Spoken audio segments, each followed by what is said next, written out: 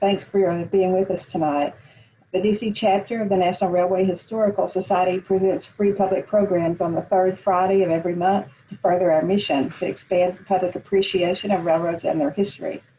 I'm Scarlett Work, Program Coordinator for DCNRHS, and I'm really happy you could be here. In addition to the monthly programs, we have a whole slew of other program activities that you may be interested in if you're not aware of these already. We have 3 Amtrak qualified rail cars, the Pullman car Dover Harbor, as well as the Collinsville Inn and Franklin Inn coaches. We sponsor rail camp scholarships. We have a railroad library in Bowie Tower in Bowie, Maryland. And last but not least, we have a monthly newsletter, The Timetable, that has a wealth of nicely researched railroad articles. So if you're new to DCNRHS, we'd love to have you as a member. Welcome to tonight's program, When Atlanta Took the Train. Our speaker tonight is Mr. Lloyd Neal, a historian and assistant librarian with the Southeastern Railway Museum in Duluth, Georgia. Mr. Neal is a lifelong railroad enthusiast who's traveled almost 50,000 miles by passenger train in the U.S. and Canada. He's also a member of the National Model Railroad Association and the NRHS. Of particular interest to us tonight, Mr. Neal has co-authored a book, When Atlanta Took the Train. Now, it's always a cause for celebration when railroad history is documented, and this book represents a significant contribution. Our program tonight captures some highlights from the book, as well as photos, research, and stories from the author's private collection. Please join me in welcoming Mr. Lloyd Neal. Hello, everybody. I'm happy you invited me into your homes or wherever you're at tonight. So we'll be talking tonight again about the book, When Atlanta Took the Train. And I appreciate that introduction, Scarlett. Apparently you did a little research there, found some other stuff on me out there in various places.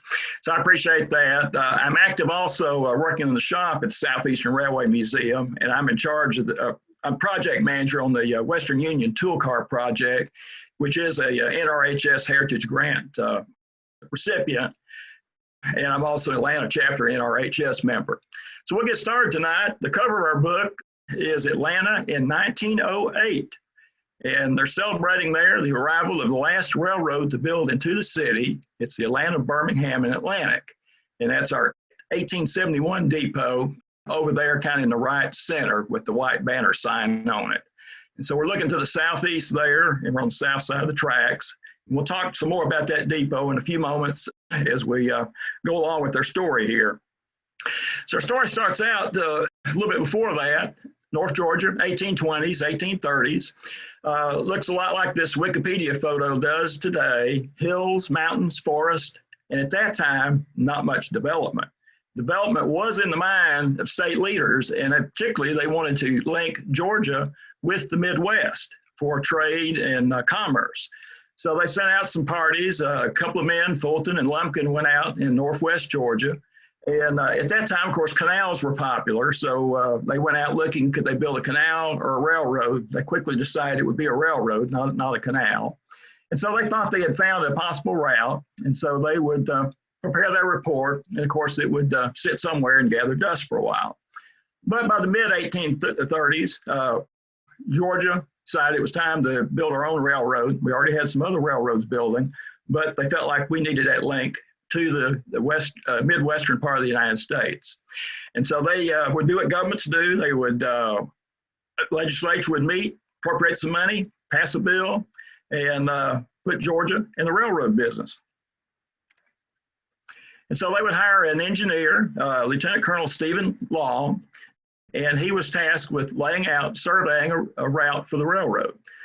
It would be run basically northwest to southeast. The northern point would be just over the Georgia-Tennessee line along the Tennessee River, a place now known as Chattanooga, Tennessee. The southern point would be somewhere across the Chattahoochee River, which runs roughly northeast to southwest, diagonally across North Georgia. Probably about 100 miles as the crow flies, but as the train tracks go, it was longer than that. And so anyway, the southern point on that far other bank, Long would just call terminus, as in the end. And it was just out there in the woods somewhere.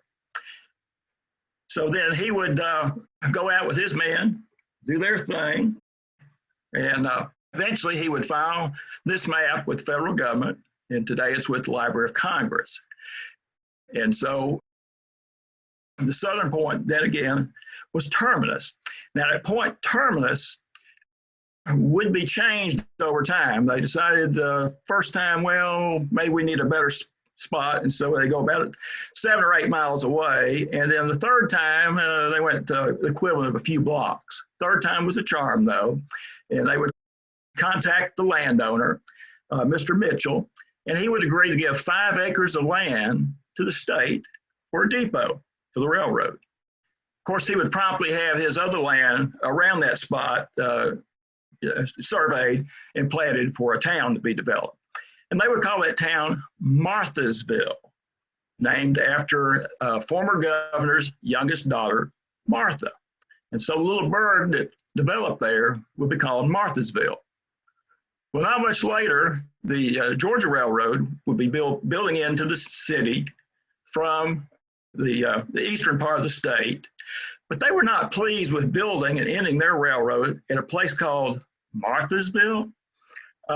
They wanted something maybe a little more pizzazz, something more distinctive maybe.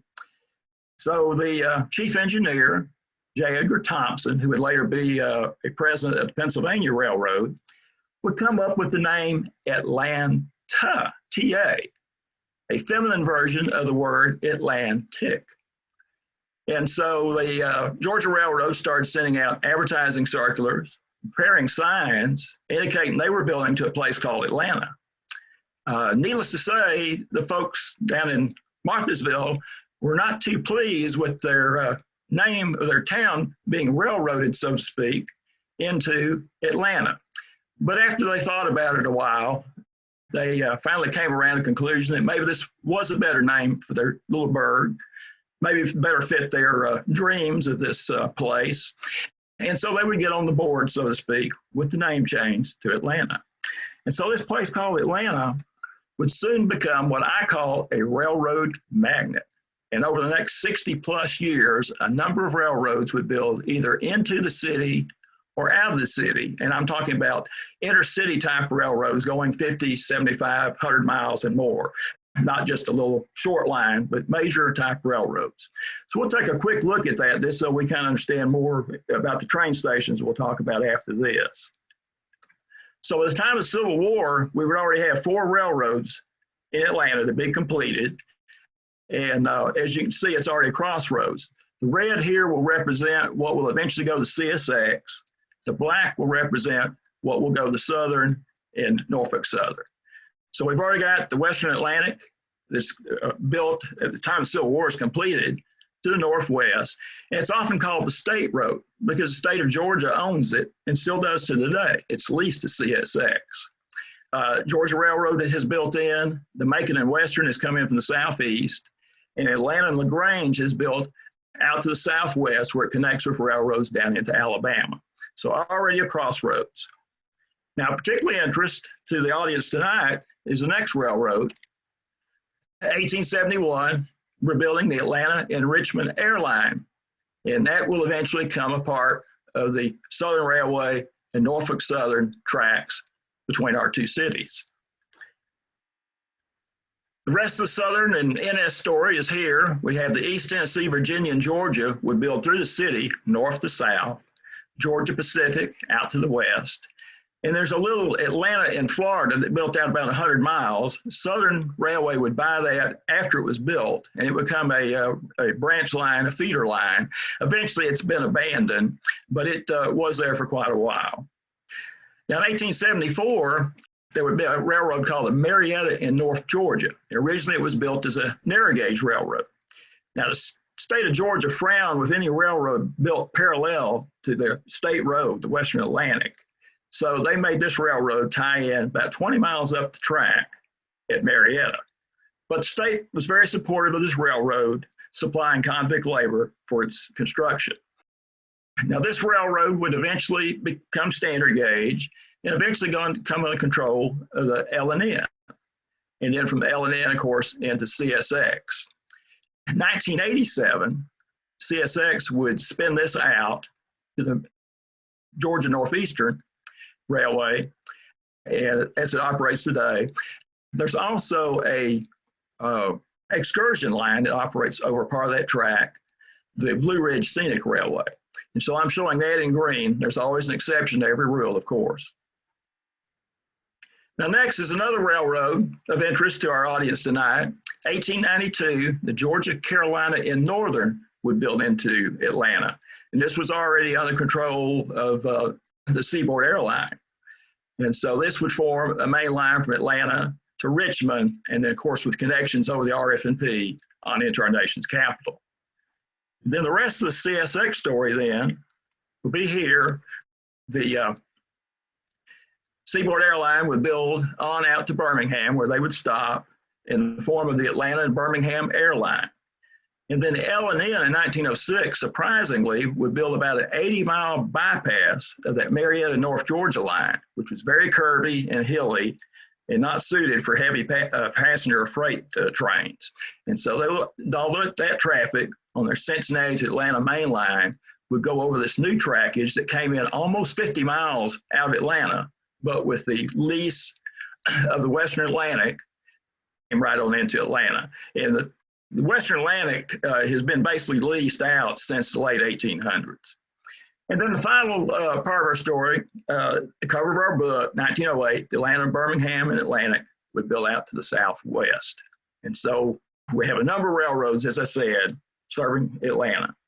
So let's take a look next at the train stations. Now, the very first depot that was built on that donated tract of land by Mr. Mitchell, unfortunately, we don't have any pictures of from approximately 1845 or so. We do have a picture, though, several pictures, the 1853 Union Depot, often called the car shed, and that's the building up the upper right-hand corner of the photograph with all the brick arches, the curved roof, and the white clerestory. This photograph was taken right after the North has captured Atlanta in September of 1864. Now, of course, that depot would become a casualty of the war, as quite a bit of other parts of Atlanta would as well. And so it would be destroyed in mid-November when Sherman started his march to the sea. Now, it was replaced with just a shed from approximately 1865 to 1871.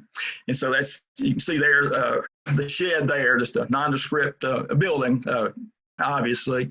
And this is a part of actually a more famous photo you're probably more familiar with, where it has a ruined roundhouse in Atlanta. It got a bunch of locomotives in it, a number of them destroyed. And this is in the upper right-hand corner of that photograph. And so this is just a crop of that. But I wanted to show you several details there. Of course, that's the depot there, kind of left to center. Almost in the center there, we have an oval, and that's called the 0 mile marker. It's a marble column, and that's the actual final spot where that final stake for terminus was planted at. And so literally fixed in stone there was that location. And that marble column had stayed in that same spot until 2018, when the state of Georgia was doing some construction in that area. And so they would move it, and it's currently at Atlanta History Center. It's important in Atlanta history, though, because particularly in the early days, the city limits were based on a distance based on that exact spot. So the city limits would be like 1 mile from that spot, 2 miles from that spot, whatever. And so the older maps, 1800s, will show Atlanta as being basically a circle, the city limits, based on that spot right there. Now, the street there today is Central Avenue. Actually, Central Avenue is actually on a viaduct over that spot. Back in the time of the Civil War, when this picture was taken, or right after the Civil War, 1865, 1866, it was called Lloyd Street, my street, with this one L, though. But today it is Central Avenue. All right, well, after the Civil War, Atlanta was able to get their act together by 1871, and they would build this 1871 Union Depot, which, of course, we just discussed the cover of the book. And this is a picture later in its life. This depot would actually serve the city for some 6 decades, 1871 to 1930. So we're looking here to the southeast. We're on the north side of the tracks. The cover page, we're on the south side of the tracks. Central Avenue and the 0 mile marker are at the other end of the depot. And just after this photo, obviously with the vehicles in there, must date from probably late teens to early 1920s. In the late 1920s, viaducts would be built over this, in front of that building, on the other end of that building, and then they would also be built along the sides. Now, this is the area of underground Atlanta, and in fact, where those passenger cars are is where the welcome center to underground Atlanta are today. Now, it is closed. They are trying to revitalize it again. It kind of comes up and down, but it's in that general area if you've been to Atlanta before. Now, next was the East Tennessee, Virginia, and Georgia, and we only have one drawing of the station, and that's in our book. I just selected to show you where it was located at. When they built in the city in 1882, there was basically no room at the end. They were facing high rentals to go into the 1871 depot. So they just selected to drop the passengers pickup along their main line. They were arranged for the taxi cabs of the day, horse-drawn, of course. Pickup passengers later in that period, there was some hotel that they were able to get to by train, and they would discharge passengers there. And I'm standing right here on the Mitchell Street, same Mitchell, viaduct looking north, and that's the MLK viaduct across the top of the picture. And so right in the immediate foreground there, kind of that weedy area and gravel area, was that depot that stood for about 12, 13 years. And that's the Norfolk Southern line going straight through from north to south through the city. Now today, the Mercedes-Benz Stadium would be off to my left, and Terminal Station that we'll talk about next would be off to my right. So I just want to show you where it was located. Now next would be our 1905 Terminal Station. There were already many complaints in the late 1800s about the 1871 depot. Too small, crowded, dusty, dirty, name a complaint, it was there. So the newly formed Southern Railway, late 1800s, would lead a charge to build a new depot several blocks to the west, and it would be called Terminal Station. Now this is the appearance in this postcard view that the station had from 1942 until it was closed in 1970 and demolished in early 1972. Now, as built, it had two taller ornate towers, but they were a problem with lightning strikes. And so in 1942, the appearance was changed and the towers were lowered to this appearance here.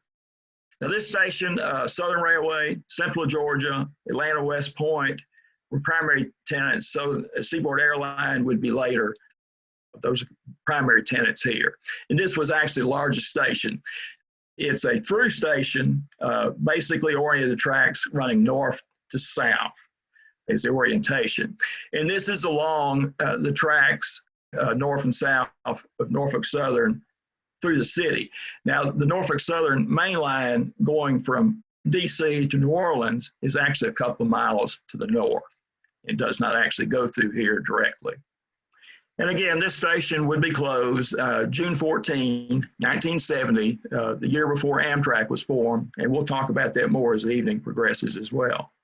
And then here's my photo of the entrance to Union Station, the 1930 Atlanta Union Station. And this was a replacement finally for that 1871 Union Station that obviously was getting on having a hard time. And so this would be a primary station for the Nashville, Chattanooga, and St. Louis, the L&N, the Georgia Railroad, and the ACL be some of the main tenants over the years.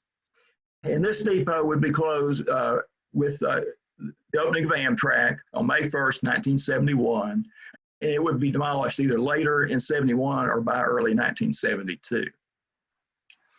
Now, the Georgia Railroad would move out of that 1930 Union Station in early 1969, and they would use their office building, which is the red brick building there, shown this right of center, this to the right of the Capitol building. And that was the headquarters for the Georgia Railroad, Atlanta West Point, and Western Railway of Alabama. And the address there at the time was 4 Hunter Street. Today it would be 4 MLK. That building was used until the mid-1970s, and then it was closed, the offices dispersed. And today there are state office buildings on that site. Now, when Terminal Station was closed on June 14, 1970, the Southern Crescent, the Piedmont, would be they would use Peachtree Station, which we'll cover in just a moment, which is on the main line running through town for NS, Southern Railway at the time, from DC going to New Orleans. But Central Georgia needed a station for their Nancy Hanks train, which ran from Savannah to Atlanta. And so they went across the street from Terminal Station and used the Southern Railway office building. And so you would enter on the Mitchell Street entrance there. There's double doors right there in the north end of the building. And there was a waiting room in there and a ticket desk to buy tickets. You would walk down the hall and go down an elevator to trackside. And so this was in use until Amtrak was formed. Last day service was April 30, 1971. So that was a train station. I'm standing where Terminal Station used to be to take the picture. And then last but not least is Peachtree Station, built in 1918. This one's last because it's still in use. It still exists. This is my photo here. Last summer, it was in Southern Railway use, 1978. It would become the Amtrak station in February 1st of 1979. It was built as a suburban station to service the patrons for Southern Railway in the more affluent north side of Atlanta, saving a trip all the way down to Terminal Station, about 4 miles south. It was also used at that time. The Birmingham Special was a very important train to Southern Railway, and it operated through Atlanta. And by using this station, that train did not have to do a back in or back out long tail of a Y about 2 miles down the Terminal Station.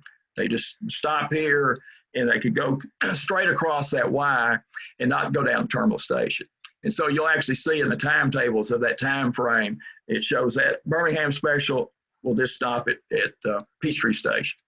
Of course, that's our Amtrak station, and we have the Amtrak trains 19 and 20, the Crescent, and they serve this station here. All right, and that's the end of this section. So if there are any questions and answers. Hi, Lloyd. A while back, Mr. Hackerainen had a question about the gauge of the railroads. Did all of the railroads entering Atlanta use the same gauge so that interchange among these railroads would be enhanced? And Mr. Rosen noted that at first they did not have the same gauge, that there was also broad gauge. Can you talk to the gauge of the railroads a little bit? I don't know what the gauge was on the railroads. I mean, most of the railroads in the South use a 5-foot gauge. I'm assuming he's talking back in the Civil War type era, but I'm not sure. I know there was some differences, but I'm not really up on which ones were and which ones were not. All right, thank you. I think that's the only questions we have right now. Okay, well, we'll proceed on. Next section, I forgot to first say I've got basically 3 sections. That's section 1. Section 2 that we're going to look at next is going to be what I call then and now in the gulch, the railroad gulch, where the passenger trains, most stations used to be. And then the third section we'll have, after some Q&A, will be a section I call Not in the Book, and it's a series of my photos that are not in the book, and we'll talk about those a little later. All right, so continuing on then, let's take a look at the gulch then. Often called the railroad gulch, and it's abbreviated to the gulch. This is the area where a lot of those train stations used to be, and its area still looks pretty much like this today. I was actually down there on Sunday afternoon. This particular sign, though, has been blanked out. The area is subject to being developed. Developers already bought the land. Probably the pandemic slowed things down, but they have plans for high-rise office buildings, condominiums, and apartments in this area. But right now, the gulch is, of course, down at the ground area where the train tracks are, and the buildings, as you can see, are up higher. So left to center there, towards the top, it's Phillips Arena there in the picture. It's actually State Farm Arena today. And then just to the right of the tree is CNN Center, in a CNN Center parking deck there. And then right behind me, to my right behind me, would be Richard B. Russell Federal Building and Federal Courthouse, and that's on the site where Terminal Station used to be. And from time to time, I was assigned over at the Russell Building. We're working this area, and I would park in the morning and wonder, okay, was I on a track or was I on a platform, or which one? So let's take a look at the gulch here. We'll take a look first. This is an aerial view, and this is in our book. I've made a few modifications of it. It's a National Archives photograph. And up there in the upper right, just under the word view, you'll see an arrow, and that's the state capitol, Gold Dome. And then over on the right-hand side, midway, is the terminal building for Terminal Station. And then you'll come over to the left there towards the end of the butterfly sheds. You'll see a heart, and that's approximately where that sign was. And then over towards the center, there's an arrow, and that's the 1930 Union Station. So these were basically located close together, and you can see all kinds of tracks going different directions. Of course, you see those gas tanks there, Atlanta Gas Light. The 1871 depot would have been about 3 blocks to the southeast from the 1930 Union Station there in the center, be just a little further towards the state capitol. All right, so this kind of want to give you an aerial view. You can already see, though, you can see bridges, viaducts being built across the tracks, and that's where this gulch area gets its name from, is the buildings are built connected to those viaducts, those streets, and you forget there's a land down under, so to speak. All right, well, here we're looking on Centennial Olympic Park Drive. We're looking towards northeast, the mid-1960s. This is a museum photograph. Of course, your eyes immediately looking down at the floor show down in the lower part, where you got a switcher and a dining car. And that's the north leads to Terminal Station. About midway over there, you'll see a boxcar and some other trackage, and that's the tracks over at Union Station. And so this bridge, of course, goes over the tracks there. And if you look at the word mid and go just down below it, you'll see kind of an L-shaped brown brick building, and that's called the Glenn Building. And we'll see that again in a moment as we'll flash forward to what it looks like more like today. And this is what it looks like today. As you can see, a bunch of parking lots instead of a lot of tracks down below. If you follow the curve of that bridge over to where it meets the parking deck, kind of a V there almost in the center of the picture, you'll see that Glenn Building again. It's a boutique hotel today. Obviously, it looks a lot smaller there with all the other buildings. But that's what the gulch is. A lot of it is parking lots. It's that area down under. All right, Terminal Station, of course, closed on June 14, 1970, a Sunday afternoon. I was down there on Saturday morning, June 13, 1970.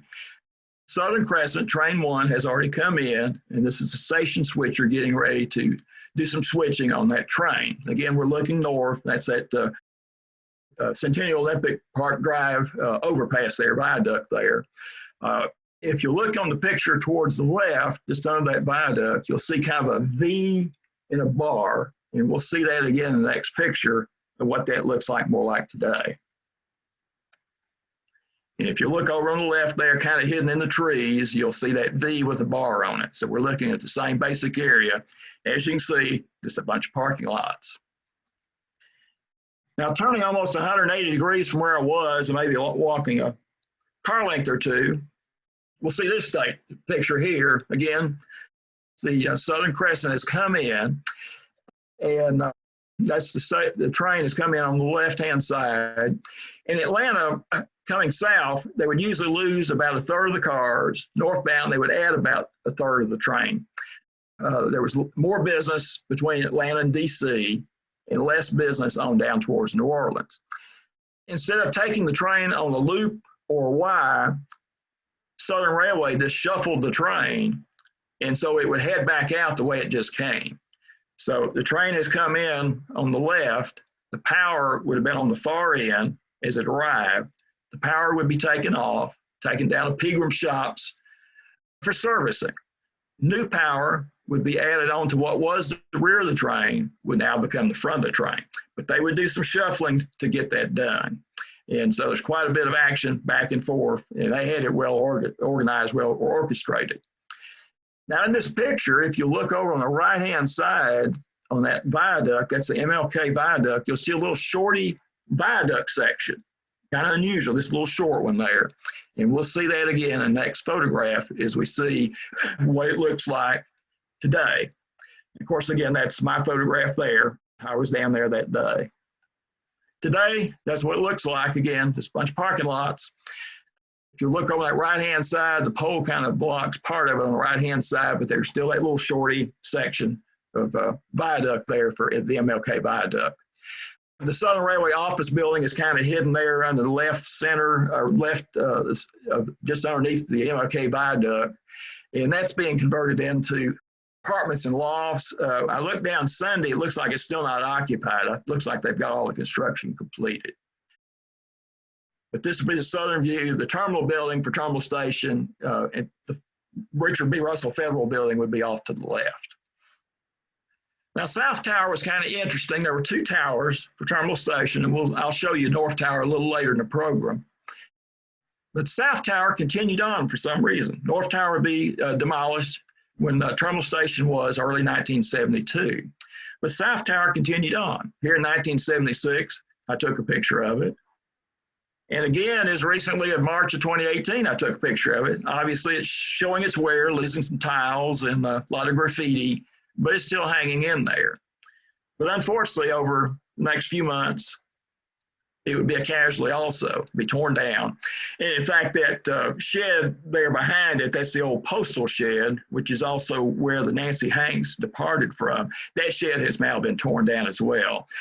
I didn't have a lot of time Sunday, and the parking was kind of a problem, so I did not take an updated picture Sunday. But that shed has also been demolished now as well. And so that concludes this part. Again, this area is up for development. If you want to see it as you're seeing it tonight, you've got to come soon because it's not going to last much longer.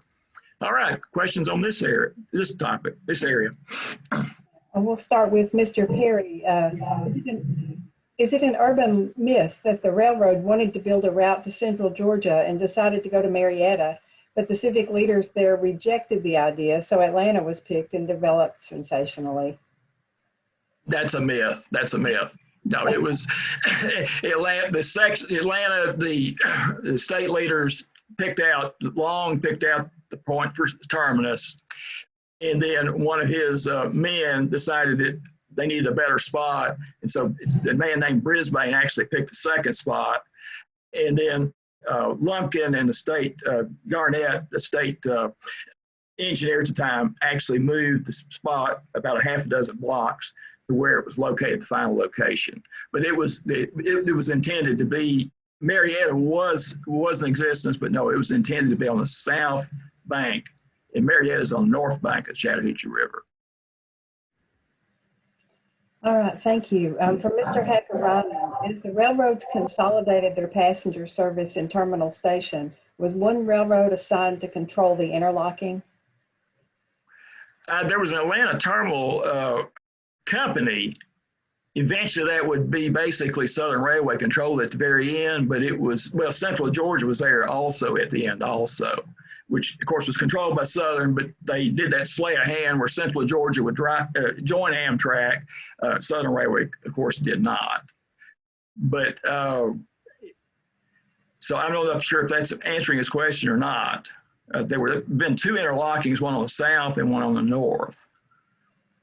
Okay, thank you. Those are the only questions we have for this section, so let's move along to the next. Okay, all right. All right, well, the next section is what I call not in the book, and this is a series of my photographs that are not in the book. And what we're going to be talking about is that year and a half or so at a time I call BA before Amtrak. And so we're going to talk about the Atlanta Railroad scene in that time frame. So we'll start out here with a steam special, Southern Railway steam special. This is a Dogwood special, April 11, 1970. And it's just come in from Gainesville, Georgia that afternoon at Terminal Station. And we didn't realize it at that time, but that would actually be the last steam special that would actually come into Terminal Station. The next one that would leave 4th of July weekend, you actually entered through the Southern Railway office building, or you parked on the street and came in, or in the parking lot behind. Now, the end of that train may have gone past this point, but you actually did enter through the Southern Office Building. And that is Savannah, Atlanta 750 of Pacific, and that's owned by the Atlanta chapter NRHS, and that's on display at our museum. Well, like I said, we didn't know it at the time that Terminal Station would soon be closing. Now, when I first moved to Atlanta, August of 1969, actually the Silver Comet SCL train was still operating, but not for long. I moved there at the end of August, and of course, that was my junior year in high school. My dad talked about me riding the train, but it went off mid-October of 1969. I did go up one night and see it. It was basically 2 or 3 engines, 2 or 3 passenger cars, and a bunch of piggyback flats. And I think that's why I remember it so well is the piggyback flats. I was surprised with that at the end of the train. Now, it was dark. There might have been a little bit of red on the horizon, but no way to take a picture. It just got to depend on my memory. But I did get to ride this train, Atlanta West Point, train number 38. This is the remains of the Crescent. Now, of course, the Crescent ran northbound from New Orleans, L&N to Montgomery, Alabama, and then over the West Point route, the Western Railway of Alabama, and the Atlanta West Point to Atlanta Terminal Station, and then Southern Railway from there on to DC. But by late 1969, the train was on hard times. This is the center section, and so the sleeping cars, dining cars, all that had been taken off. So today, on this morning, we've only got the torpedo boat Jeep, a baggage car, and a coach, and that is the train. And I would ride it there from Noonan, Georgia, cold morning, to Terminal Station. Dad took me down there that morning, and he would pick me up at Terminal Station. And so this would be what the train looked like, and it would be taken off just a few days later. Now, a few weeks later, we had a snow day. And of course, in the South, it doesn't take much in Atlanta to shut the town down with a little bit of snow. And so I took the opportunity, since I was out of school that day, to walk up about a mile and get a picture of Georgia Railroad Train 1. And they are going very fast there. I did not have a long wait, but that was pretty typical of the consist at that time. They have a Jeep 40 and a couple of F units. And the streamlined coach that they've just acquired from Atlanta West Point or Western Railway of Alabama is tucked up right behind the motive power there. This train was limited to up to 50 cars, so it was a mixed train, and there would be a caboose at the end. Sometimes there might not be any freight cars, and then sometimes there were. Now, Georgia Railroad elected to not get in Amtrak. It did not enter Amtrak. And so this train would run for about another 2 years, and then they would discontinue trains 1 and 2, and then they would run under the through freight train numbers as mixed trains, as 103 and 104 at first for a couple of years, and then after that it would be trains 103 and 108. Trains 104 and 107 were discontinued, but those were 2 through freights, the 103 and 108, and in that time frame, of course, earlier actually, the passenger car would migrate to the end of the train, just in front of the caboose. And of course, you would have all the slack action at the end of a long freight train when you rode it. But this is what it looked like, again, on that cold January morning with a little bit of snow. And I just have a Kodak Instamatic camera to take this picture. So that's why there's no fancy f-stops and all that thing on that camera. All right, next train, this would be the next one that would come up for discontinuance would be the Central of Georgia, the Man of War. And it was an Atlanta to Columbus train, Columbus, Georgia. Now, originally for years, this train ran on a schedule. It would leave Atlanta in the morning, go to Columbus midday, and then come back in the afternoon. And it would meet the Seminole, which was a Chicago to Jacksonville train.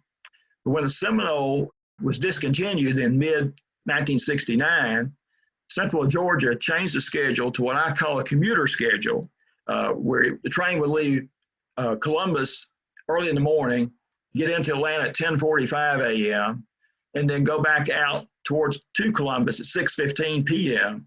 and get down to Columbus about 9 p.m. That schedule, of course, was a problem for me. Been living in Atlanta, and I just want to ride the train to Columbus and back on the day. Well, I can't do it very easily. But fortunately, my parents would put my brother and me on the train, and we'd get to ride it one direction to Columbus, and they picked us up down there, and we went home from there that night. Here it is, May 10, 1970. That's the front of the train. That's the Mitchell Street Viaduct there at Terminal Station. And this train will be taken off a week later after this picture. So we have the front of the train there, and there's the rear of the train. Yes, this one combine to Fort Mitchell, and that was fairly common there the last few days. Now, the last run, which we have photographs in our book, had an extra coach tacked onto the train. That ice cart there in the foreground, we either have that one or one just like it at our museum. And then just above the combine there, you can see the Southern Railway office building, which was this south of Terminal Station. But that train is heading south to Columbus, Georgia.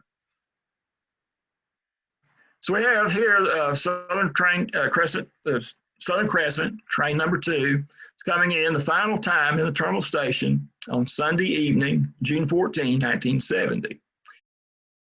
And so we have a FP7 on the front of the train, an E8, and right behind it, we have a sleeping car, and it's not a deadhead.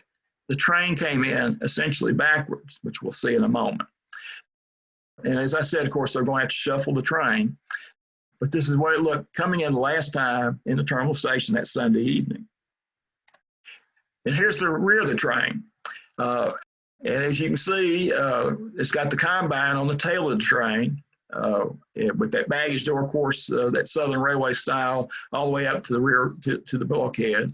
And of course, that blind door in the end, passenger car doors, of course, have a window in it. So when you open the door, you don't knock somebody down. And so the train came in essentially backwards. Another rail fan noted, he had a consist list in May, and he noted the same thing. Now, both of these were on weekends, so I assume it was due to save some switching costs somewhere, probably in New Orleans. Not sure that it was done on weekdays, but did find it at least a couple of times here on a weekend night.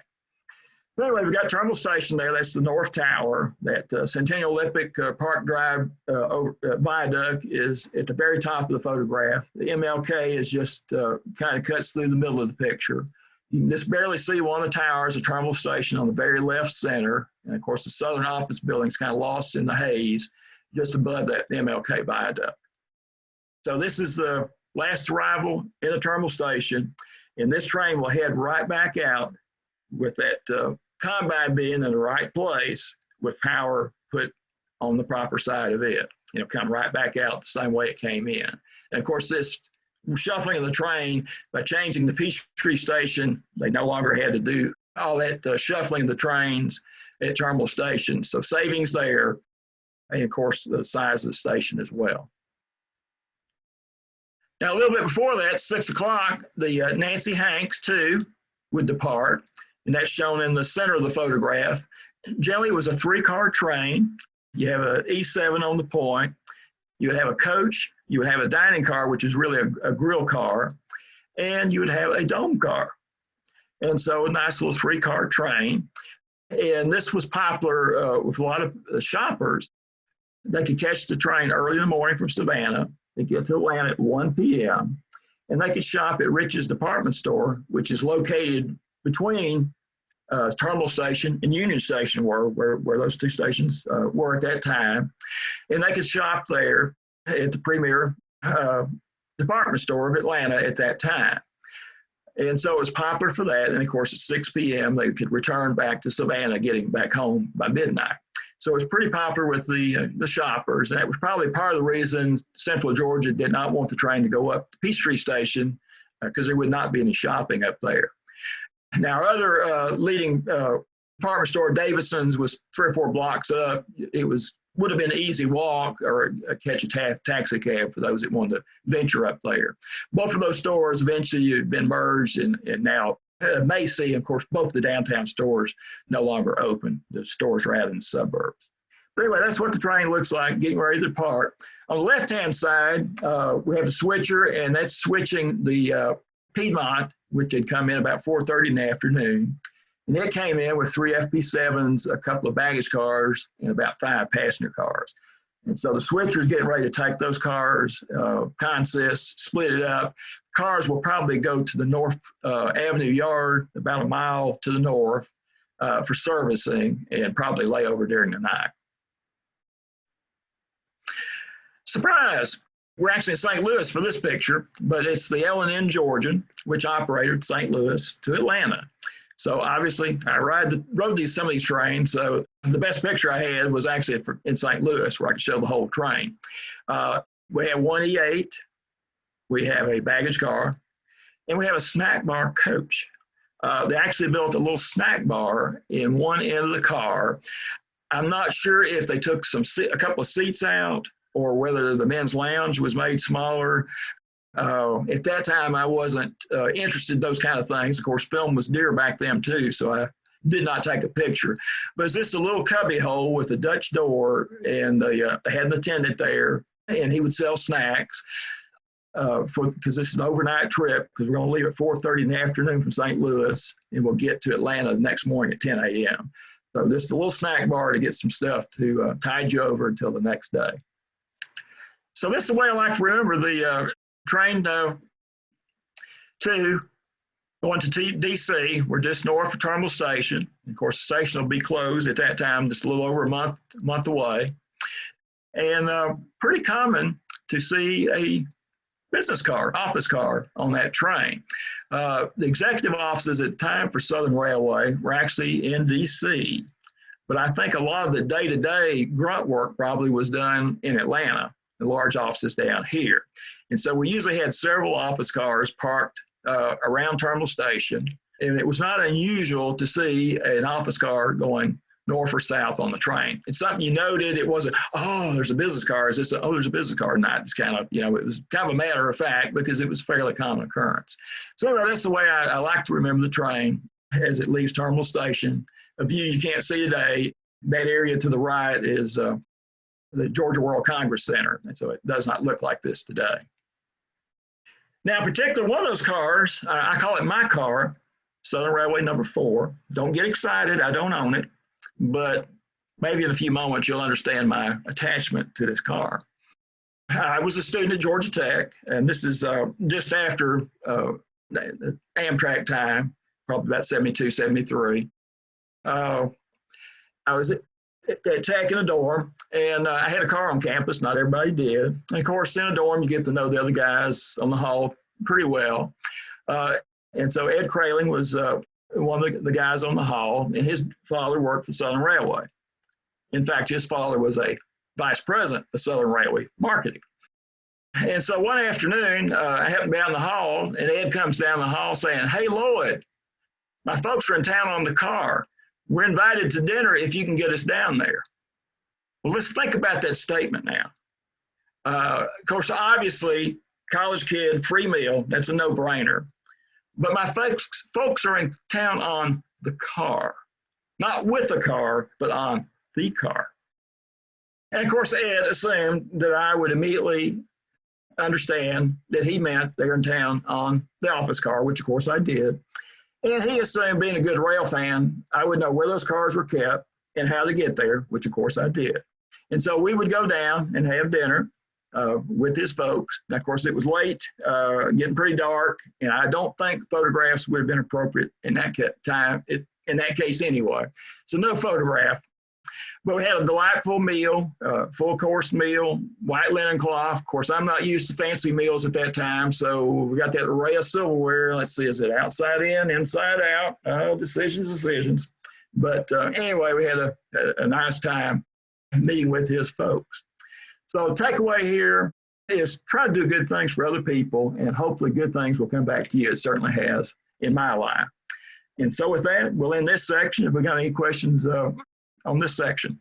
No, we don't have any right now. I'll just remind everybody we're getting close to the end. So if you have any questions for our speakers, you've got just a couple more minutes before we're closing it up for tonight.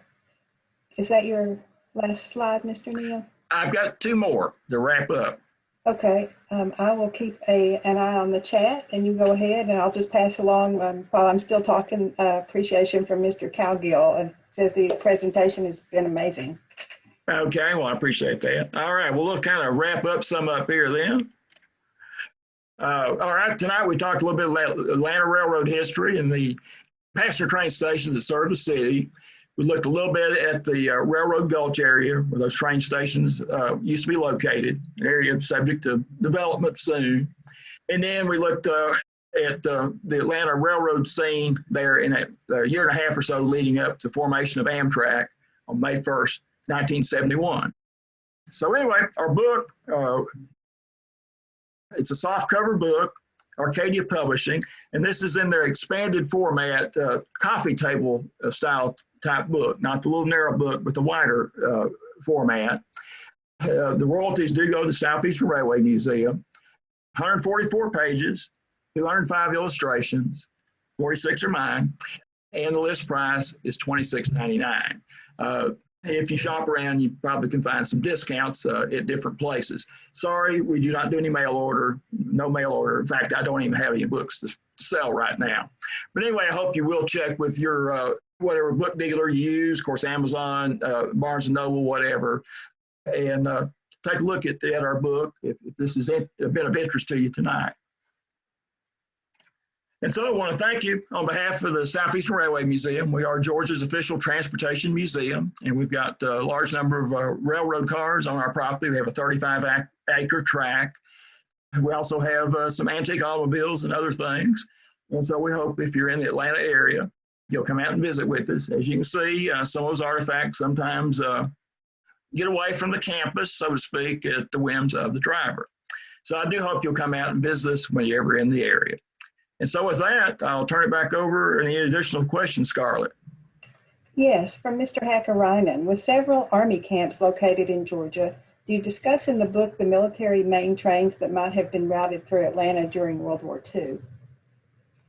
Is he particular trains or what? I'm sure they would have been because of the way the tracks go.